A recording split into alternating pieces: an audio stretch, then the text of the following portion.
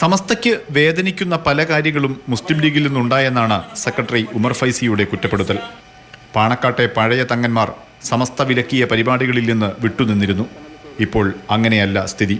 ഇന്ന് മറിച്ച് നിരന്തരം ഇതിനെ ലംഘിച്ചുകൊണ്ട് ഇതര പ്രസ്ഥാനക്കാരുടെ സമ്മേളനങ്ങളിലും അവരുടെ ആദർശ പ്രചരണ പരിപാടികളിലൊക്കെ പങ്കെടുക്കുന്നു എന്നുള്ളത് സമസ്തക്കാരായ ആളുകൾ അവർക്ക് വെറുപ്പുണ്ടാക്കുന്ന ഒരു സംഗതിയാണ്. ഇപ്പോൾ CIC വിഷയം നിങ്ങൾക്കറിയാം.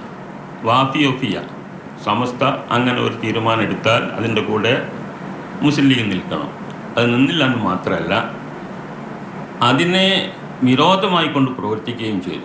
കോഴിക്കോട് കടപ്പുറത്ത് ലീഗ് സമ്മേളനം നടത്തി ജനറൽ സെക്രട്ടറി PMA സലാം സമസ്തയെ വെല്ലുവിളിച്ചു. ഇങ്ങനെയുള്ള വർത്താനം മുസ്ലിം ലീഗിൻ്റെ സ്ഥാനത്ത് നിന്നിട്ട് പറഞ്ഞാൽ അത് തിരുത്താനും അതിനെ മാറ്റാനും ഒക്കെ മുസ്ലിം ലീഗ് തയ്യാറാവണ്ടേ? അപ്പോൾ അത് എന്താക്കണം? സമുദായം കണ്ടറിയും. അത് കണ്ടറിയുമെന്ന് മനസ്സിലാക്കാൻ മറ്റുള്ള നേതാക്കളോ പാർട്ടിൻ്റെ ആൾക്കാരോ തയ്യാറാവുന്നില്ലെങ്കിൽ അതിന് സമസ്തനെ പറഞ്ഞിട്ട് കാര്യമില്ല. സമസ്തയിലെ കുറേ ആൾക്കാർ സഖാക്കളാണെന്ന് പറഞ്ഞതുകൊണ്ട് അതിൻ്റെ മറുമേറുന്നാവില്ല. പൊന്നാനിയിലെ LDF സ്ഥാനാർത്ഥി KS ഹംസ സമസ്തയുടെ നോമിനിയല്ല. പക്ഷേ ഹൈദരലി തങ്ങളുടെ മരണത്തെക്കുറിച്ച് KS ഹംസ പറയുന്നത് പരിശോധിക്കണം.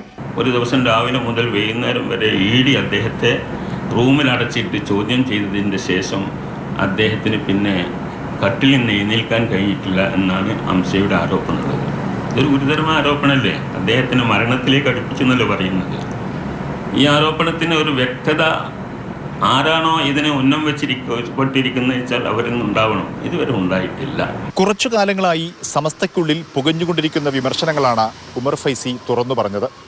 ലോക്സഭാ തെരഞ്ഞെടുപ്പിൽ സമസ്തയിലെ ഒരു വിഭാഗത്തിൽ നിന്നും മുസ്ലിം ലീഗിനെതിരെ പ്രതിഷേധ വോട്ടുകൾ ഉണ്ടാകുമെന്ന സൂചന നൽകുന്നതാണിത്. പരമ്പരാഗത വോട്ടുകളിൽ ചോർച്ചയുണ്ടാകുമെന്ന ആശങ്കയിൽ മുസ്ലിം ലീഗ് നേതൃത്വവും ജാഗ്രതയിലാണ്. കോഴിക്കോട് നിന്നും മുഹമ്മദ് ഷഹീദ്, മാതൃഭൂമി ന്യൂസ്.